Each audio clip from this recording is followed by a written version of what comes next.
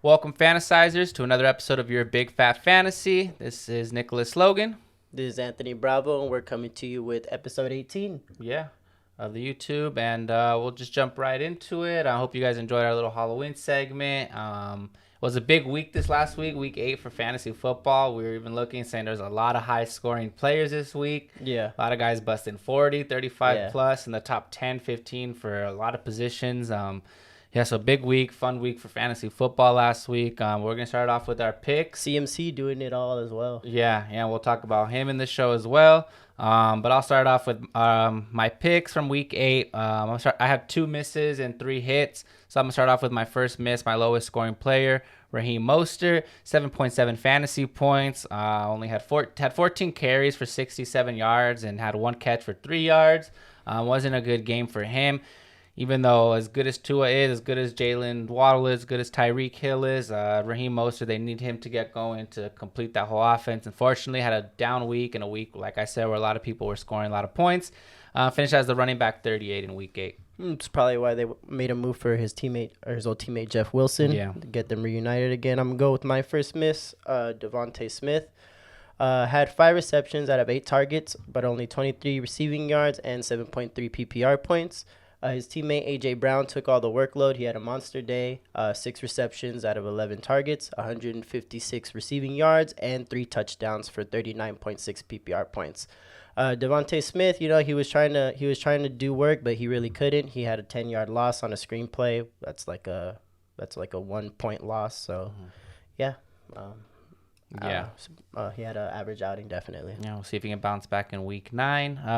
My second miss, Kenneth Walker. It wasn't a bad game, wasn't a good game, but for a guy that's supposed to be your RB1 or even your RB2, finished just outside the RB2 spot, finished as RB25 in week 8. Only 12.2 fantasy points, had a late touchdown in the fourth quarter. He actually played his most snaps this season, 77%, but only 2.83 yards per carry, which was his least amount since week 2 when he had 2.5 yards per carry. So since taking over the backfield, this was his most inefficient game.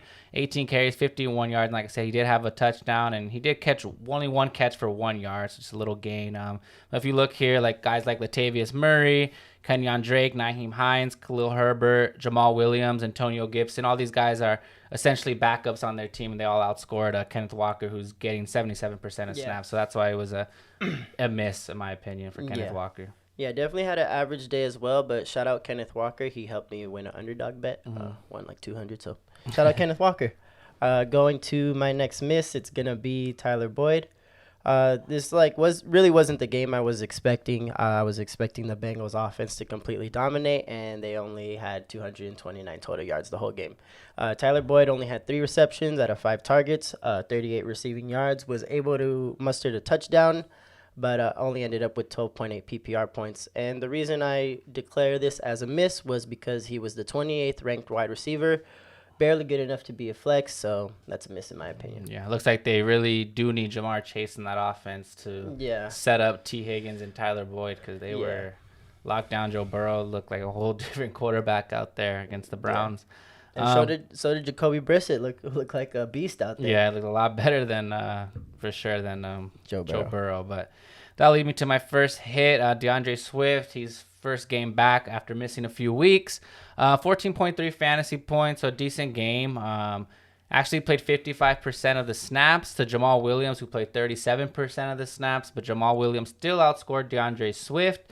Again, the little vulture Jamal Williams had 2 touchdowns, 2 rushing touchdowns, but DeAndre Swift did beat him out in the receiving gain, had caught all 5 of his targets for 27 yards and did have a receiving touchdown. But like I said, on the ground, wasn't that great of a game. DeAndre Swift only 5 carries for 6 yards, so a little over 1 yard per carry. But a decent game in his first game back. And, Dan Campbell already saying that they probably overloaded him with too much work. So I know he missed practice today, and we'll see if he can play again in week 9, or else it's another frustrating week for DeAndre Swift owners. Yeah, but that backfield is definitely a nasty backfield to have in fantasy. Going on to my first hit, it's going to be Tony Pollard from the Dallas Cowboys. Like I predicted, when Zeke was out, the only other game Zeke was out, Tony Pollard went off, and sure thing again, he did it again. 14 attempts, 131 rushing yards with 3 rushing touchdowns, Also had a reception for 16 receiving yards, 33.7 total PPR points. The Cowboys just completely dominated the Bears in this game. Tony Pollard was averaging 9.4 yards per carry, even had a 54-yard rush. So big day for Tony Pollard for sure. And like we said, look, that's the kind of offense that you expect from a fantasy owner. Cowboys 49 points. They have 3 games where they scored 49 points. The rest of since 2020, the rest of the league with 3 as well. So they definitely have one of the high power scoring offenses when they're all healthy, when they're all getting going. Like we said earlier, Tony Pollard's should be the main back week in, week out, but obviously they pay Zeke a lot of money, and they're like forced to have him there, sadly. But I mean, you see what happens when Tony Pollard's out there as the only back on the field. That leads me to my second hit. My last running back that I chose from this week, Travis Etienne, another guy who you can see what happens when he's given the full workload. 25.2 fantasy points, had 24 carries for 156 yards and a touchdown. The most of his career in terms of carries, in terms of yard. Back-to-back games now with 100-plus yards. Had 6.5 yards per carry, which is super good, but it's actually his lowest in the last 4 games. So, like I said, you see what happens when he's given the workload. He just takes over and just gets big. He's a big play running back. Caught all 3 of his targets for only 6 yards, but they're using him a little bit in the receiving game as well. Yeah, for sure. Another guy that I was kind of surprised to see in the receiving game was another hit of mine, Dameon Pierce. He had 3 receptions out of 5 targets for 16 receiving yards and had a receiving touchdown. Didn't have a rushing touchdown, only had 35 yards out of 15 attempts, but finished the day with 14.1 PPR points. Dameon Pierce. We might see him have these down weeks because of this Texans offense not really being that good. But I think he has a very high ceiling. Yeah, but so far he hasn't really had any down weeks. No. This was a solid week for him for sure. Yeah, for sure. And then that'll lead me to my last pick, the only receiver I chose from week 8, Brandon Ayuk, guy who just keeps getting better and better. Looks like every week, sitting as the wide receiver 13 right now. Had 20.1 fantasy points, caught all 6 of his targets for 81 yards and a touchdown. One of those touchdowns he caught was from Christian McCaffrey. Just a beautiful pass and just a nice catch from Ayuk. This is actually Brandon Ayuk's 3rd straight game with 80-plus yards, which is the first time in his career he's done that. And he's the number 3 wide receiver the last 3 weeks, right behind Tyreek Hill and Jamar Chase. So just catching fire mid-season right now, Brandon Ayuk. Yeah, one of your favorites. I remember from the preseason as well. And that's going to bring me to my last hit. T. Higgins was barely made my hit list. 3 receptions out of 6 targets for 49 receiving yards and 1 touchdown for 13.9 PPR points. And the only reason I put him on my hit list was because he was the 24th ranked wide receiver in week 8, which is barely good enough to be the wide receiver too. So T. Higgins was a part of that Bengals offense that was just struggling against the Browns. And yeah, he definitely suffered in fantasy due to that. Yeah, but like I said, he should be your wide receiver too that you drafted. I mean, you probably expect more from T. Higgins, but he should.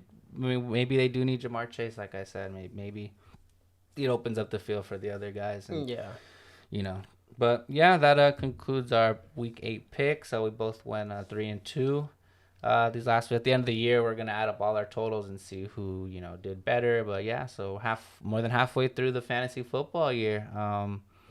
But yeah, I mean, just a big week in terms of fantasy football, big week in terms of trades. I know I've never seen anything like this in the NFL ever. Could call this the trade deadline episode. Yeah, we're just going to be talking about trades pretty much this whole episode. A lot of big trades. We're going to talk about obviously the offensive players, but a lot of defensive players traded as well. Like I said, I've never seen anything like that. Usually you see that in baseball, sometimes in basketball a little bit, but you definitely don't see that in football with the amount of players that got traded and the names that got traded too. We're not even talking about small players. We're talking about starters on teams that young players too. And the thing that kind of surprises me is the value that the teams get back for these players.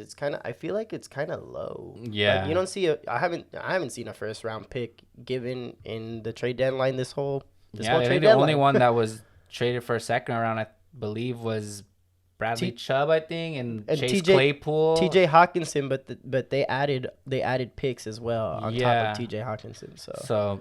But we saw what the offseason brought. There was a lot of trades in the offseason. We talked about Russell Wilson, Devontae Adams, Tyreek Hill, playmakers that were kind of the star faces of their franchises and the face of the franchises, and those teams weren't scared to ship them away to get picks back. And midway through the season, there's teams that aren't looking too well, and they're trading away players. Obviously, it all started with the CMC trade for the most part. Had his big game this last week. Played 81% of the snaps, so they had him in most of the game. Not only did they have him in running back, they had him in the receiver role, they had him in the quarterback role. He's the first player since 2005 to have a passing, rushing, and receiving touchdown in the same game. LaDainian Tomlinson did it back in 2005, who probably one of the best running backs of all time. Definitely top 5. Yeah. But CMC, as long as he's healthy, he's a top 5 running back of all time with the skill set. I mean, you saw that pass he made to Brandon Ayuk was just an absolute dime. If you saw his receiving touchdown, that was just an insane catch. A running back should not be making catches like that. And obviously, like I said, he had a rushing touchdown as well. Had 18 carries, 94 yards, caught 8 of 9 of his targets for 55 yards, and it was a 35-yard passing touchdown. So CMC, when he's on that field, the Niners, they're one team that you do not want to face in the playoffs because, in the playoffs, teams like to mix it up. They like to do those trickeries. They like to do a lot of different things that teams can't study on film. And if you have CMC and Debo there, it opens up a lot of weapons for that team. And Niners are just going to be a scary team with the weapons they have. It's insane.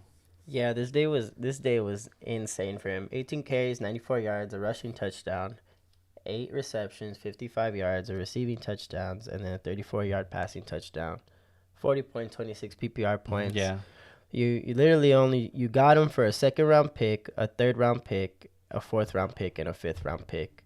And this guy is like one of the best fantasy players you can have, one of the best running backs you can have, one of the best all-around players you can have. This is Christian McCaffrey.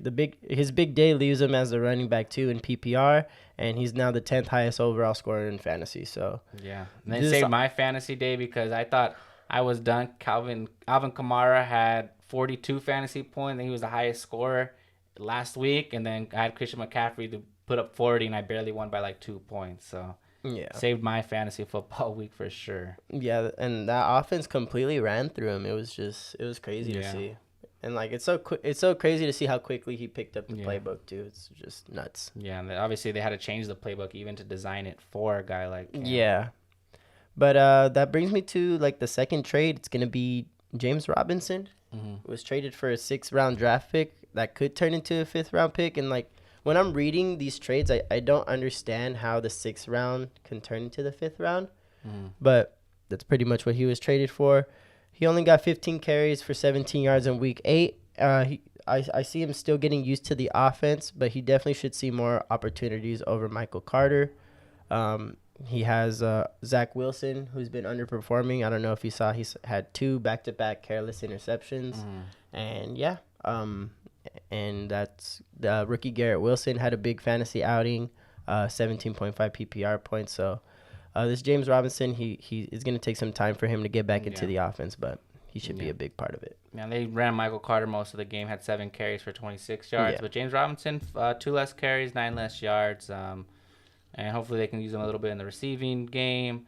But should they use CMC slow in San Francisco week 1? Obviously, you can't expect these guys to come in and get the whole workload they were getting from their old teams. Yeah, it's going to take a while for them to get used to the offense. And obviously, they're going to need James Robinson to get going. When Breece Hall was the bell cow over there, they were winning games. They're going to need a bell cow like that. Obviously, James Robinson and Michael Carter aren't the running backs or the players that Breece Hall is, but they're going to need one of them to step up to be that because they need to run the ball over there, obviously. Zack Wilson has not looked good so far this year. Like you said, throwing careless interceptions just like he did his rookie year. You have guys like Elijah Moore who's upset with him, saying that they don't even have chemistry, that doesn't even know if they have chemistry or not because he's not even getting the ball to determine if they have chemistry or not. Yeah. Garrett Wilson really the only guy really seeing anything over there, but they definitely need to run the ball. And that offense is going to have to revolve around them running the ball efficiently. Yeah. Because they just lost without, Breece Hall's first game not being there. So. Yeah.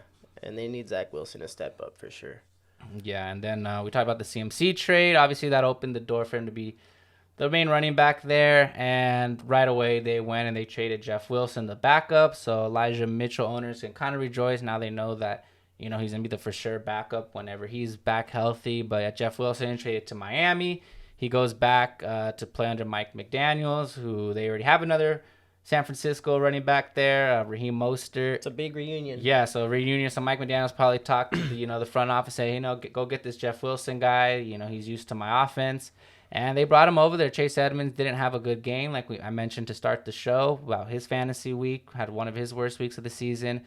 And they brought in Jeff Wilson, and he can you saw what he did taking over the backfield for Elijah Mitchell. So if anything happens to Raheem Mostert, a guy who's known for getting injured with an injury history, a guy who, if he continues to struggle, they obviously won't mind throwing Jeff Wilson in there. They did it with Chase Edmonds. He was supposed to be the main running back. He started off slow. They took his starting job away, then they traded him away. Now he's in Denver, which if you're Chase Edmonds on waivers, I would say try to go get him, maybe buy low for him right now. Mike Boone obviously on IR. Obviously the Broncos brought in Latavius Murray. They still have Melvin Gordon out there healthy. You had a efficient game last week, but Chase Edmonds can maybe plug in there and maybe get some touches, maybe check him out in the receiving game a little bit. But found you home in Denver. We'll see where that leads them. Yeah.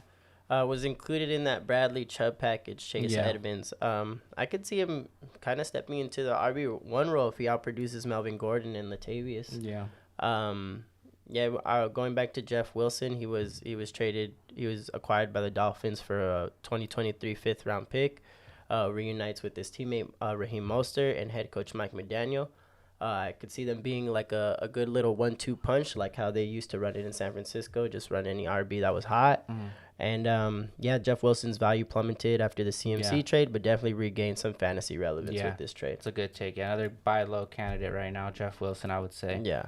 That'll lead us to another trade. Some receivers that got traded. We've been talking about running backs for the most part. Obviously, Robbie Anderson got traded to Arizona. Hasn't played any at all. Hasn't even got a catch. Yeah, hasn't got any catch. Has like 4 targets total, I think. No catches. But see, if you have Robbie Anderson, I'd say now's the time to get rid of him. Yeah. At this point, if they're not implementing him to the offense, I don't see him gaining any traction going forward, especially with the way Rondale Moore and DeAndre Hopkins have been playing. So yeah, Coach Cliff Kingsbury said that Robbie will be force-fed this Sunday against the Seahawks, trying to give him his first catch. So yeah, well, that's a tough defense to go to force feed. I still like Rondale Moore way better. Yeah, for sure. So I don't know about Robbie Anderson. Guys that I think their fantasy value went up a lot. Kadarius Toney, obviously going to the Chiefs. Head coach Andy Reid said they're gonna use him a little bit and throw him in there week 9 a little bit. But obviously it's crazy. He gets to KC and then all of a sudden he's healthy. Yeah, he's good. He's good. And he already tweeted like I was never even hurt. So he probably had some issues with Daniel Jones, issues with the coaches, didn't want to play there. Issues with New York, just didn't want to play there. Yeah, probably upset that they were talking about trading him in the offseason. No one really wants to be around trade room, especially after your rookie season where you were the best receiver on that team when healthy and on the field. And we see what Kadarius Toney can do, and with a guy like Mahomes, with the speed Kadarius Toney has, could be like a Tyreek Hill 2.0, like you said in the last show. Got him for a 3rd and a 6th too. I think that's a steal. Yeah, that is a steal. You're not drafting a guy like Kadarius Toney, He's 3rd or 6th first round draft pick. That's a first round draft pick. So a lot of high potential there. We'll see what he can do in week 9, Sunday Night Football. So I think by the start of 2023, like him and Mahomes should be on the same page for sure. So definitely a dynasty and their buy low candidate. Another buy low candidate I would say right now, Calvin Ridley in dynasty. Obviously no fantasy relevance this year in any redraft leagues, but Calvin Ridley, I mean, I haven't heard the name since he got suspended. Now he's going to the Jaguars.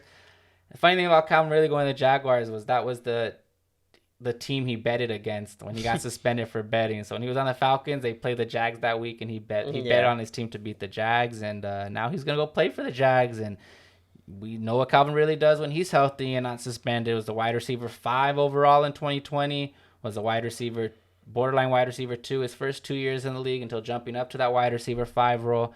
And obviously Trevor Lawrence does need the help. Christian Kirk has looked decent in some games, has looked better in some, then looks bad. Kind of that boom or bust receiver at the moment, but they need more help outside of Christian Kirk. Yeah. And Calvin Ridley's like the perfect player for Trevor Lawrence. Yeah. Trevor Lawrence, he's 5-20 in his first 25 career starts, which is the worst start for a number 1 overall pick in the history of the NFL. So he obviously needs the help, and obviously Jags obviously know they're not going to win anything this year. That's why they got rid of James Robinson, and they brought in a guy that's going to play next year, still young, Calvin Ridley, and a very, very good receiver. Yeah, and you only give up a 23 fifth and a 24 fourth rounder to get a guy like Ridley. That's a great value for him. And obviously the Falcons now know that they're they obviously trust Drake London to be the wide receiver 1 still. So yeah, we'll see what the Falcons do. They have a chance to win that division even right now. Yeah, that's crazy. So they're first place in that division. So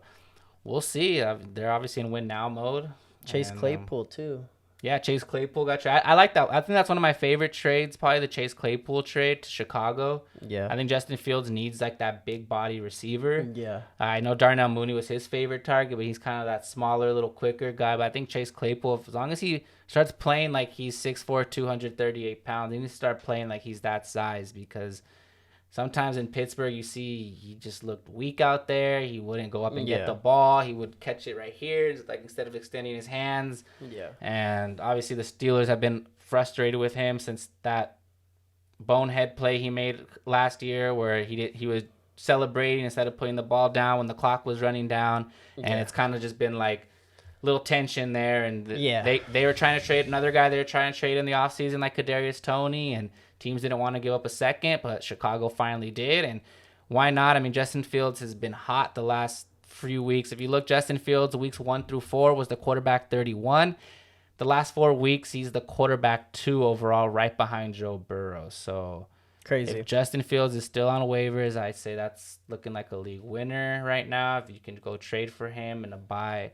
I mean, right now, I think people are trying to get on the Justin Fields bandwagon right now, especially with the way he's looking. He played really good against a really good Dallas Cowboys defense. Yeah. Game where they scored 29 points, and they obviously still got blown out, but I mean, he scored more fantasy points than Dak Prescott. He was running in there, throwing well, and if you bring in a guy like Chase Claypool, who he's been pretty hot the last 3 weeks as well. He's the wide receiver 15 the last 3 weeks, and now he's going to play with the red-hot Justin Fields. So. Yeah, and I think he definitely steps into the starting wide receiver room, definitely in front of Mooney or either behind him.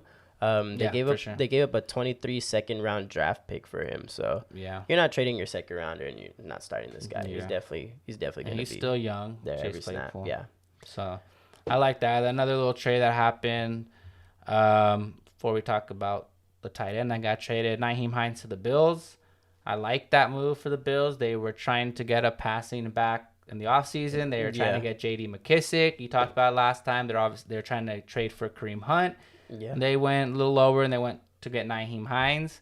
And, Nyheim Hines, I mean, he's going to be playing right behind Singletary for the most part, a little 1-2 punch. I'm actually surprised because James Cook did have his best game of the season this last week. He needs to work on his ball carrying skills. I mean, he had 5 carries for 35 yards, 7 yards per carry, and caught a 41-yard catch from Josh Allen and almost scored a touchdown on that play. Had 8.6 fantasy points. Like I said, his best game of his young career, but obviously it wasn't enough for them to trust them yet. Yeah. It's not the James Cook show just yet, if ever will be. Yeah, that's why they got Nyheim Hines. And they stopped using Zach Moss the last 5-6 weeks. Wasn't even playing. Yeah, it's pretty sure he's been like healthy and active or something.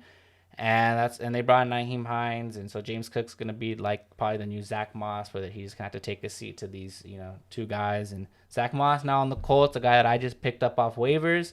I would say maybe keep your eye on him, keep him on your watch list.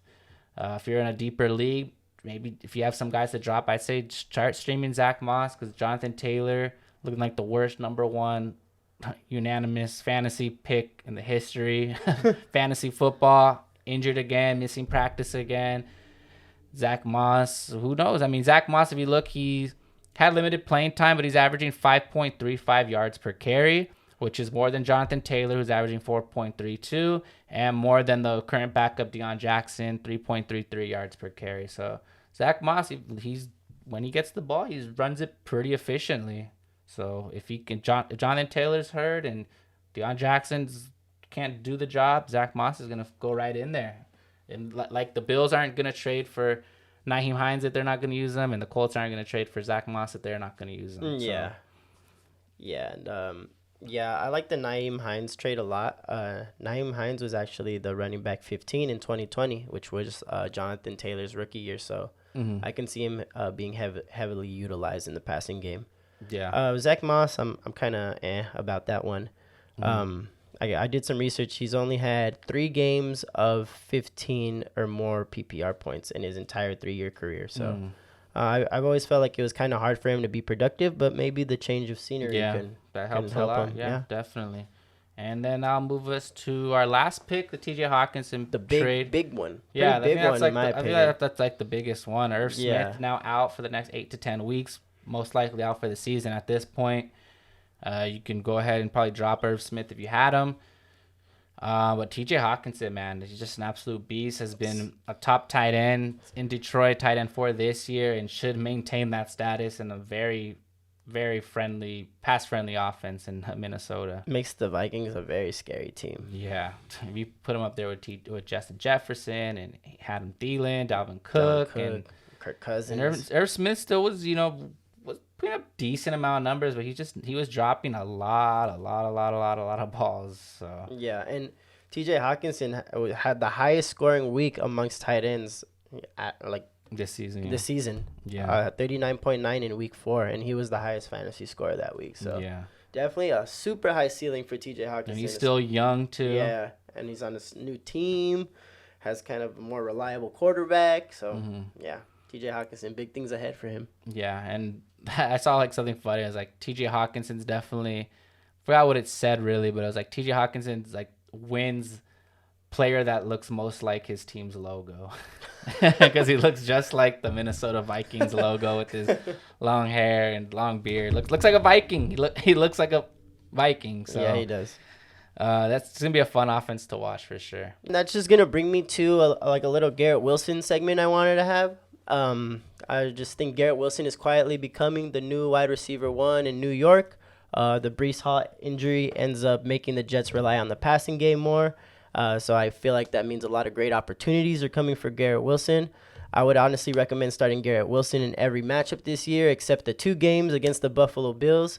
He has New England, Chicago, Minnesota, Detroit, Jacksonville, and Seattle, which are all great matchups for wide receivers. So I just need Zach Wilson to step up his game. He made a lot of mistakes, and it may take some time for the mistakes to develop. But once that Wilson to Wilson connection builds, I see Garrett Wilson jumping into that high end wide receiver 2 territory, maybe even low end wide receiver 1. And yeah, Garrett Wilson, one of my favorite fantasy sleepers right now for sure. Yeah, I know I like Garrett Wilson a lot, and it makes me happy that I was trying to trade a lot this offseason for Elijah Moore in both dynasty leagues, and both people that had Elijah Moore did not want to trade Elijah Moore to me. So all I got to say is I'm happy they didn't do it, because Elijah Moore is looking less and less like the wide receiver 1 and looking more and more like he shouldn't even be on the field right now. Doesn't even look like he wants to be there. Probably Yeah. A lot of fantasy owners probably upset that he didn't get You hear traded. he made a burner account? Oh, He yeah? made a burner account talking about the Jets, and yeah, it's So, not looking good for him. Yeah, one guy that a lot of people thought he was going to get traded in the trade deadline. He didn't. So there's other players that people thought were going to get traded, and they didn't. Yeah. But yeah, we'll see. I do like Garrett Wilson. He's a young, talented rookie. They obviously drafted him, the 15th overall or something. Second wide receiver taken. So right after Drake London, and there's a reason for that. Talented kid. Yeah, so those are trades. Little Garrett Wilson. Just keep him on your radars, and that'll lead us into our Thursday night football picks between the Houston Texans and Philadelphia Eagles. Interesting, because the World Series is going to be played tomorrow in Philadelphia against the Houston Astros and the Philadelphia Phillies, and now the Texans are coming to town to Philadelphia, another Houston team. Texans definitely not as talented as the Astros, though. Yeah. So, I'll start it off with my first pick, A.J. Brown. Coming off a monster game, like I mentioned, 6 receptions out of 11 targets for 156 receiving yards, 3 touchdowns, and 39.6 PPR points.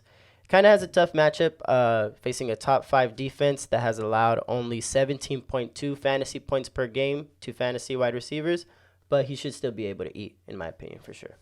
Yeah, definitely. And that'll lead me to my his quarterback. You said A.J. Brown. I'm going to go with his quarterback, Jalen Hurts, the QB4 right now, number 5 overall fantasy player, coming off his best career game in terms of passing, had 4 passing touchdowns last game. 285 yards, completed 19 of 28 passes. Only had 2 rushing attempts, which his career high was 4 touchdowns. Actually, his 2 rushing attempts was a career low since he's taken over as a starting quarterback for the Eagles. Didn't use his legs a lot, but I can see them. They obviously know he could pass the ball this good. We obviously know how good he can run the ball. I think against the Texans, they're going to mix and match, and he's going to have another big fantasy week like he does almost every week this year. Yeah. Jalen Hurts, definitely a league-winning fantasy quarterback. It's going to bring me to my second pick. Brandon Cooks was not dealt at the trade deadline and is actually listed as questionable, but if he plays, I believe Cooks has always been Davis Mills' favorite target, and it's honestly probably a good thing that the Texans didn't get rid of him. I feel like he's pivotal to Mills' development. He's actually having a down year as the wide receiver 44, but he's still the most productive wide receiver on this Texas offense, and he should be the most targeted wide receiver in this game if he plays. Yeah, Nico Collins out again. If Brandon Cooks doesn't play, I don't know who they're going to rely on in that passing game. Not looking good. But yeah, you said they should have traded him too, just like Elijah Moore. Obviously, Brandon Cooks, he had a tweet the other day saying how frustrated he was with the fact that he didn't get traded. So I would rely on him maybe not playing, but if he, like you said, if he plays, he's gonna go out there. He's gonna do it for his team for sure. That'll lead me to my second pick for Thursday night's game. It's gonna be Devontae Smith. Only 7.3 fantasy points last week. I know you picked him for week 8, and he was your miss, but I think he'll be a hit this week. If you look, week 1, he scored 0 fantasy points, and he bounced back for 15. In week 4, he scored 4.7 points. Then he bounced back for 18.7. So every time he's scored single digits, he's bounced back and scored double digits. So that's the trend. If he scored 7.3 fantasy points last week, I'm predicting Devontae Smith gets 21 or 22 or more fantasy points this week against Houston Texans defense. Yeah, and that's going to bring me to my last pick, Miles Sanders. Actually, he has my most favorite matchup out of all my picks, facing a Texas defense that has allowed the most fantasy points to running backs.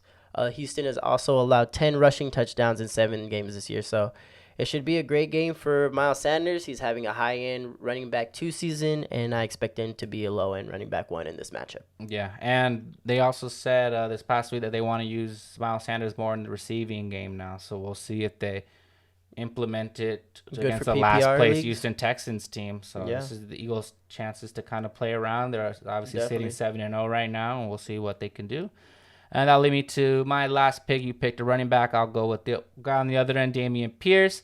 He's facing an Eagles defense allowing 23.25 fantasy points a game to running backs, which is tied for 19th in the league. So in the bottom half of the league against running backs. And Dameon Pierce has been the RB10 since week 3. And he's coming off his lowest scoring game since then, since really taking over. That was his lowest scoring game, but he still put up 14.10 fantasy points against a Titans defense that's top 5 in the league against fantasy points. So now he's going against a team that's top 20, and I think they're going to have to rely a lot on the run game. Brandon Cooks might not play. Nico Collins is out. Davis Mills has not looked good, and the offense flows through Pierce, and if they're going to get anything going in that offense this week, it's going to go through Pierce. I know the Eagles' defense overall is tough, and they're going to make it tough on Davis Mills, but Dameon Pierce should still, I think, get his. Yeah, definitely love me some Dameon Pierce. That's going to conclude our trade deadline episode. Our next episode, we're going to be doing a dynasty recap, kind of showing you where we are at in our dynasty leagues, where our heads are at, where our strategies are at, and yeah.